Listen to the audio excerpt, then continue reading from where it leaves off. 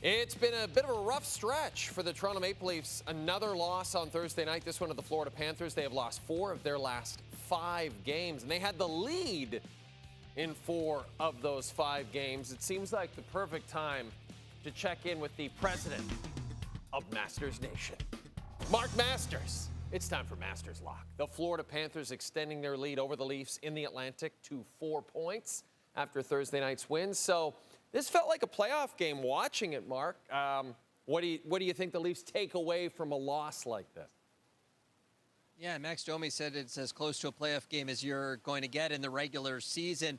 What I take away from it is the Panthers showed why they're the champs. They're playing without Aaron Ekblad, Matthew Tkachuk, Brad Marchand's out, and you got to find ways to win in the margins. And tonight they did it on special teams. 2 power play goals. The Leafs could not score on their power play opportunities. Special teams kept coming up time and time again. When we spoke to the Maple Leafs players, Coach Craig Berube, the Leafs players talking about, how they weren't executing properly on the power play. They had the one good one in the third period where they hit a post and came close, but they just weren't effective when they had their earlier chances. And then, of course, the 6-on-5 opportunities. The Panthers, showed that they know how to win. That's what William Nylander said. The Panthers, they are a team that knows how to win, and the Leafs got reminded of that here tonight. You mentioned Max Domi. Had an excellent night. 1 assist shy of the old Gordie Howe hat trick. What did you like about his effort in this loss? I think this was the big positive story of the night for the Toronto Maple Leafs. Max Domi, he comes out right away, sets the tone, huge hit, big fight, which he wins, and then he scores a goal. We just haven't seen a lot of that this season where he's using that shot. He has a great shot. Everyone always tells him, Craig Berube, his teammates, shoot more. He was asked if he's going to shoot more after the game, and he said, I'd like to shoot more. So we'll see if maybe this can be the start of a hot streak. That's what Anthony Stolarz, the goalie, said. Hopefully this gives him some confidence. I asked Domi, what is it about games like this that brings out the best in him? And he said playoffs. So if Domi's kind of getting into playoff mode, that can be a real positive for the Maple Leafs as they try and get back on the winning ways moving forward here.